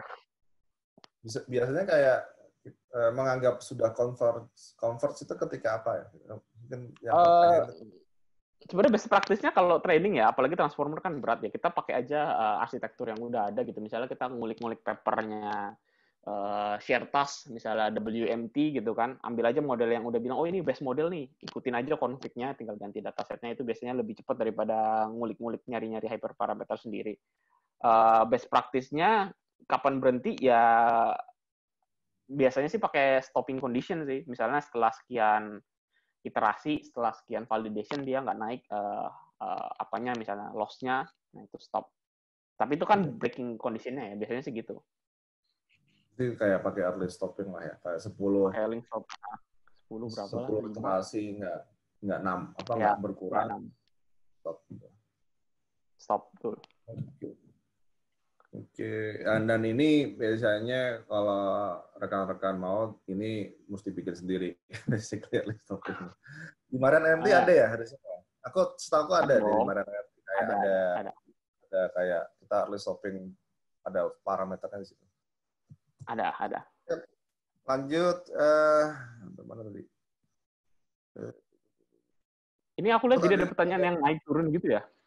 Ada ya, karena kan di thumbs up kan. Jadi aku mesti ngeliatin dari atas ke bawah gitu. Oh gitu. Jadi ada pertanyaan tuh yang naik nih. Ada pertanyaan yang naik yang baru di thumbs up tuh. Pre-processing datasetnya bagaimana? Apakah pakai tokenizer khusus bahasa Indonesia? Aku aja sekarang lost, kita lagi di mana? Ketemu. Ketemu. Gue bacain aja. Pre-processing datasetnya bagaimana? Apakah pakai tokenizer bahasa Indonesia ataukah kayak nggak pakai sekali? Pre-processingnya gimana? Kita nggak pakai tokenizer khusus, kita langsung lempar ke BPE. Well, actually kita pakai tokenizernya Moses Tokenizer. Setelah itu BPE. Jadi benar-benar tokenizer Mosesnya yang standar banget, yang kayak cuman split by space gitu loh, kayak spasi atau mungkin ada special rule buat punctuation-nya yang kurang familiar juga. Tapi setelah itu breakdown jadi subunitnya kita pakai BPE.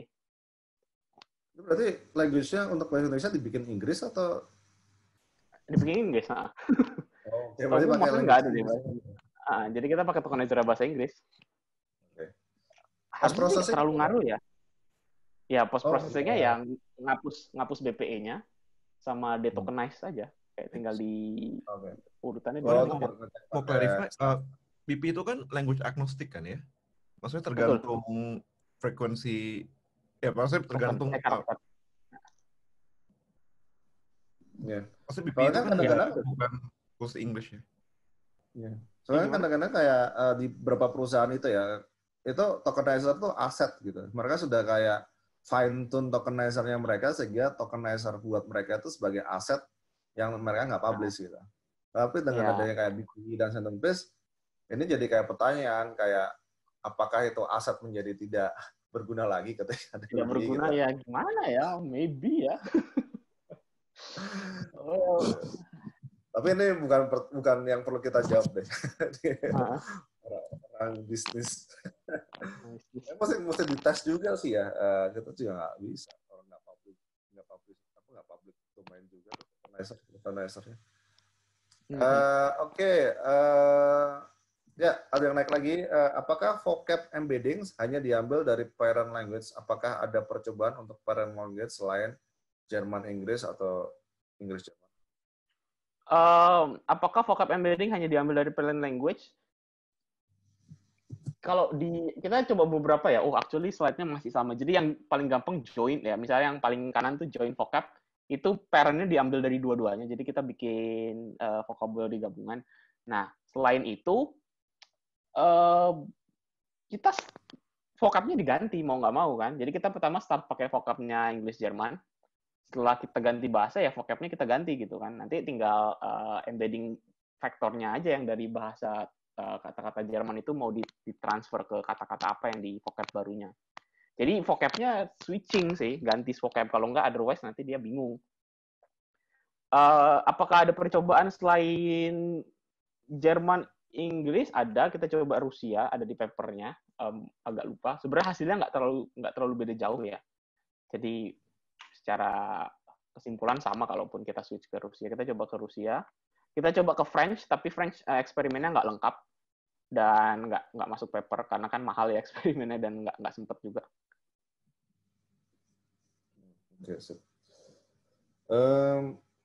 Aku nggak bakal urut ya. Aku coba memberikan pertanyaan yang berhubungan dengan pertanyaan sebelumnya gitu. Jadi kalau ada pertanyaan yang nggak nyambung, aku skip dulu. Tapi nanti bakal balik lagi. Pertanyaan selanjutnya, apakah parameter pemilihan untuk language pair high resource yang akan digunakan, tadi kayak Jerman Inggris, modelnya apa?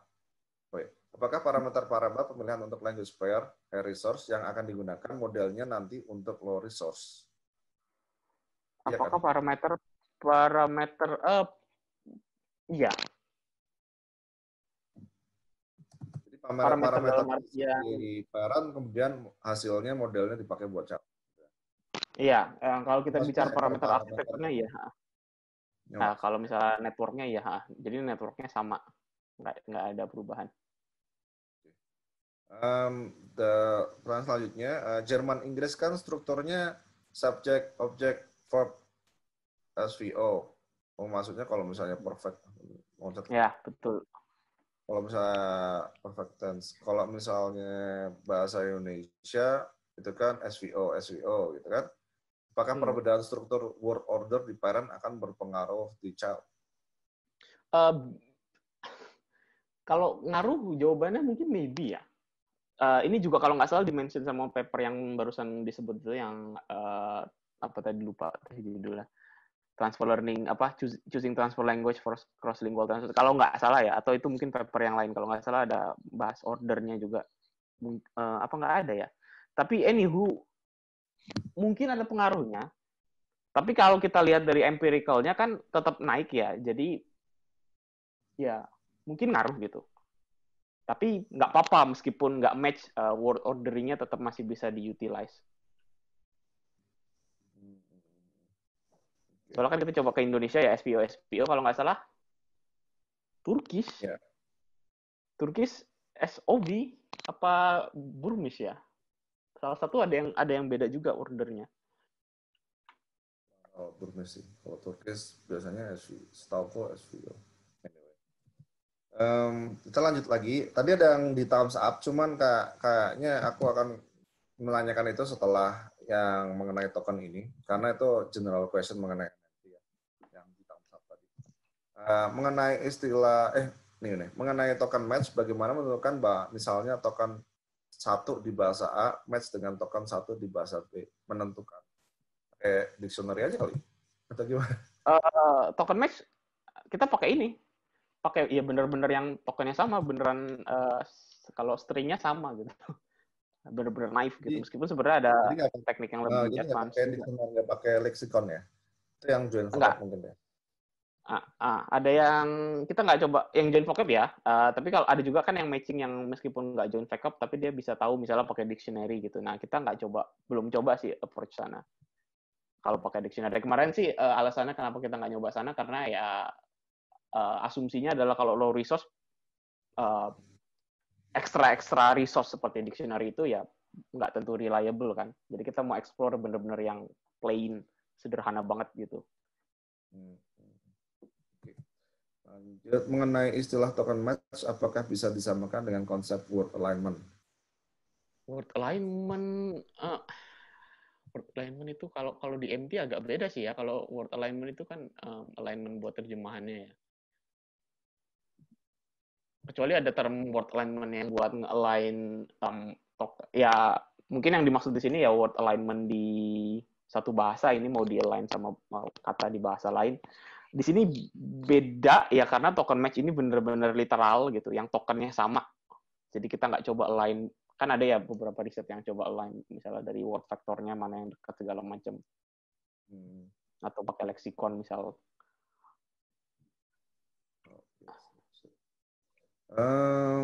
Ini tinggal 3 pertanyaan lagi, enggak 4, 1 yang out. Kalau misalnya enggak misalnya salah, tolong disebut. Oke, pertanyaan mengenai warm up itu apa ya? Ada istilah yang bilang warm up. Warm up itu apa? Oh iya, emang ini ya nggak aku jelasin terlalu detail. Jadi kalau kita training machine learning itu kan ada parameter yang namanya learning rate. Ya, makin tinggi learning rate-nya, belajarnya lebih jadi kalau machine learning itu kan sebenarnya kayak ini ya, anggaplah matriks angka-angka gitu kan, dan kita mau training berdasarkan gradien gitu kan. Nah, kita kan bergerak menuju gradien, nanti gradiennya itu dikali learning rate. Jadi kalau makin kecil learning rate-nya, pergerakan modelnya semakin pelan. Artinya trainingnya makin lambat gitu kan.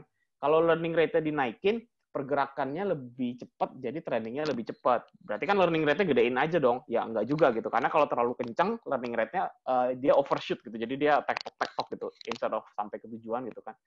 Dia kemana-mana gitu kan. Jadi ada sweet spot learning rate-nya berapa itu empirical banget kayaknya ya. Agak-agak bukan ranah saya. Nah, warm up itu apa? Warm up itu adalah semacam scaling gitu. Jadi learning rate-nya misalnya, let's say learning rate-nya 1 gitu. Ini sebenarnya 1 itu udah gede banget. Tapi untuk ilustrasi, let's say learning rate-nya 1. Kalau pakai warm up, itu learning rate-nya nggak 1 dari awal, tapi dari kecil dulu. Misalnya learning rate-nya mulai dari 1/10, nanti lama-lama 1/9, 1/8, 1/7, terus sampai jadi 1. Jadi, kenapa? Karena ketika kita lagi training awal-awal, itu kan modelnya noisy banget. Nah, ketika modelnya noisy, gradiennya itu gede. Karena gradiennya gede, itu di counter gitu dengan learning rate yang kecil supaya dia nggak lompat-lompat kemana-mana. Itu sih. Itu ketika awal-awal ya, atau ketika terakhir-terakhir? Awal-awal. Karena yang Training kan kalau misalnya di machine learning, di training something itu, kadang-kadang learning rate-nya ditinggiin di awal supaya dia, misalnya kalau misalnya ada kayak conflict graph gitu, digedein supaya dia turunnya cepat, terus kemudian ketika di awal, ketika udah mau sampai optimum itu, dikecilin, jadi kayak pelan-pelan. Ada 2 tuh. Jadi ya pertama ada warm up, kedua apa namanya ya? Pokoknya kalau udah mau selesai di decay, learning rate decay. Jadi dikecilin learning rate. Ya logikanya sama gitu. Kenapa digedein ya supaya lebih cepat turunnya. Tapi kan kalau terlalu gede, jadi kemana-mana gitu. Jadi ya biasanya ada yang double kan kursinya. Ya, kursinya bakal. Kalau yang transformer, yang transformer itu kan yang kita pakai sekarang aja di paper aslinya juga dia suggest pertama ada warm up, terus habis itu ada inverse square root decay gitu kan. Jadi pertama kecil, terus learning rate-nya naik, habis itu turun lagi gitu. Kalau di Marian NMT ini ada settingannya nggak, ada konfliknya nggak mengenai warm up ini? Ada. Dan kita angkanya kita nentuin atau ada best practice-nya gitu? Nggak ada yang smartnya sih, mau nggak mau harus tentuin sendiri angkanya berapa. Oke. Sip. Oke, 2 lagi. Kalau 3 sih, 1 out. Jadi kesimpulannya, dataset is king. Makin banyak data, semakin jawaban subjektif ya. Dataset is king. Jadi dataset itu aset kita nih, dataset nih. Kalau misalnya mau lebih spesifik, high quality dataset is king kali ya? Iya.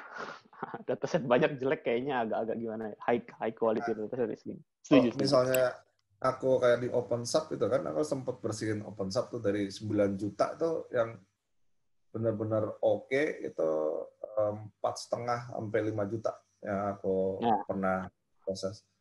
Karena banyak karena banyak kayak karena itu dari Open Subtitle ada yang teksnya ada cuma format, dan belum tentu juga walaupun tulisannya bahasa Indonesia tuh ada tulisan Arabnya tuh di sana, mesti dihilangin. Ya, itu aja yang dataset yang kita coba aja, kita belum approach dataset cleaning gitu. Kita udah cek datasetnya, ini berantakan nih. Tapi ya udahlah ya, coba aja dulu. Tapi itu tuh yang kita coba yang multilingual tuh yang sama kata AI, datasetnya juga kita pas cek ada yang amburadul gitu ya. Tapi ya sudahlah ya, kita lihat aja dulu pakai amburadul jalan nggak gitu kan. Daripada capek-capek ya. Oke, yang terakhir nih dari topik ini, apakah tools apa yang direkomendasikan untuk NMT? Waduh. Kita ini deh, Marian. Marian.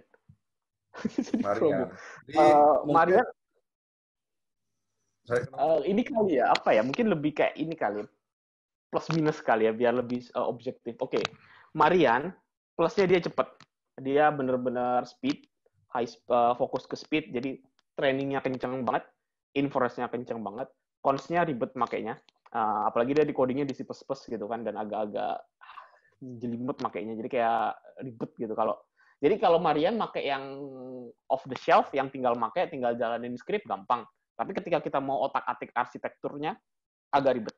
Tapi kalau kita mau pakai arsitektur standar doang gitu kan, transformer standar, itu tinggal pakai Marian, tinggal jalanin bash script, itu langsung jalan. Jadi kayak kalau nggak perlu otak-atik modelnya ya, misalnya cuma perlu ganti datasetnya, atau cuma perlu ganti ukuran layernya, atau cuma perlu ganti warm up, itu pakai Marian bisa. Tapi kalau mau otak-atik, agak ribet. Apalagi ya yang, atau ya kalau mau otak-atik, mau punya fleksibilitas terhadap modelnya tapi dan nggak terlalu ribet, ya mau nggak mau pakai ini Keras atau TensorFlow atau PyTorch, mana yang nyamannya aja. Harusnya udah ada kok sequence to sequence atau kode-kode transformer yang tinggal dicomot. Bener. Satu lagi tadi yang aku pikir plus dari Marian itu tidak ada dependencies. Enaknya itu, menurutku ya. Karena nggak perlu, kalau misalnya kayak Keras kan dependen ke ini kan, kayak framework kayak TensorFlow gitu-gitu kan. Cuman ya memang kalau misalnya mau ngulik-ngulik, mau bikin arsitektur baru atau mau bikin model baru yang belum pernah publish, mau riset di sana, Marian NMT ribet. Mendingan pakai yang model kayak TensorFlow, PyTorch, gitu kan. Nematus masih dipakai nggak? Kan salah teman. Nematus kayaknya udah enggak. Udah masih ngetik-ngetik nggak ya? Kayaknya masih deh. For some reason masih aja ada push update. Tapi udah nggak pernah lihat lagi sih. Nggak pernah terlalu ini. Kalau OpenNMT bagaimana? OpenNMT nggak pernah tahu juga, sejujurnya. Ada Sokai kalau mau. Punyanya Amazon. Sokai. Alternatif. Sokai ya. Gue pernah pakai Sokai. Itu bisa. Tapi juga masih ada. Ini masih ada dependensi ke CUDA. Marian NMT bisa pakai CPU kan? Bisa. Tapi ya. Tapi ya lambat. Jadi nggak ada dependensi ke CUDA. Nah, oke. Untuk yang lain mungkin bisa, untuk BPI bisa pakai subword NMT dari Senri. Ada lagi nggak kira-kira? Selain dari trainingnya kayak, BPI kita pakai subword NMT misalnya. Ya, BPI bisa pakai subword NMT, atau kalau mau Python ada juga subword, ada yang nge-port ke Python. Banyak lah implementasi subword NMT sebenarnya. Atau yang C++-nya ada fast BPI. Karena kan sebenarnya hasilnya sama-sama aja ya, itu kayak tergantung ini. Karena yang punyanya Rico punya itu kan ini ya, Perl. Ada juga yang Python, ada juga yang C++ gitu kan. Jadi sebenarnya lebih ke arah mau pakai, mau buat bahasa apa aja sih sebenarnya. Tinggal dipilih aja. Mak, kalau misalnya mau evaluate, standarnya sekarang pakai Sacreblue. Sacreblue, betul. Ya, jangan pakai Multiblue yang Moses punya. Udah, soalnya kenapa ada papernya tuh yang orang Amazon tuh yang bikin, karena yang dipinginkan supaya tokenizer-nya sama, yaitu yang dari Sacreblue, sehingga blue score-nya bisa dikomparasi dengan paper yang lain. Intinya sih itu sih. Intinya itu. Betul. Jadi evaluasi semua pakai Sacreblue, subword biasanya subword NMT. Untuk masalah arsitektur bisa ada beberapa pilihan. Terus udah ya, itu saja ya. Untuk word embedding sendiri, pakai kayak cross lingual word embedding atau pakai pre-train atau word to vec atau glove atau gimana? Belum pernah nyoba ini sih, pakai word embedding yang tinggal pakai kayak fast text gitu atau gloves, itu kita belum pernah explore sih. Tapi Marian Setauku ada ininya, ada command line-nya, ada optionnya buat load word embedding luar gitu. Ada. Oh ya, boleh tanya nggak ya? Ini kalau masih ada waktu boleh nggak? Boleh. Tadi kan ada pertanyaan soal yang vocabulary. Sebenarnya penasaran juga sih, kalau misalnya yang sekarang waktu training itu pakai vocabulary-nya si parent atau waktu generate BP-nya ya maksudnya. Kan vocabulary itu kan vocabulary kan pertama di generate dulu kan buat semua words yang ada di corpus. Itu apa cuma dari parent atau both parent and children ya? Soalnya kan kalau waktu mau transfer, tadi kan ada berapa setting kan. Transfernya ada yang pakai embedding, ada transfernya pakai inner model-nya, inner model parameters. Kalau misalnya embedding bukannya harusnya match ya, waktu mau di train lagi dengan bahasa yang baru ya, per bahasa yang baru. Jadi ya tadi pertama pakai BPE dari parent. Setelah kita mau switch, kita bikin BPE sama child. Nah, ada yang match kita transfer, yang nggak match kita randomize. Jadi vocabnya ganti. Ibaratnya kalau bayangin embedding matrix-nya itu beberapa yang match itu kita load dari embedding yang lama, beberapa yang kosong ya kita random, yang nggak match. Jadi kita ganti embedding-nya, kita ganti vocab, kita ganti embedding, tapi untuk beberapa token yang udah ada di parent sebelumnya kita load. Oke, I see. Kayaknya jawab sih yang ini. Ini eksperimen pakai Marian MT ya semua ya? Ini pakai Marian. 2 paper itu pakai Marian semua ya? Satu lagi nggak pakai Marian. Satu lagi ada yang pakai, pakai Marian. Dua-duanya pakai Marian. Tapi yang satu lagi Guntara juga sempat pakai punya Facebook, punya apa lupa nama toolkitnya. Facebook.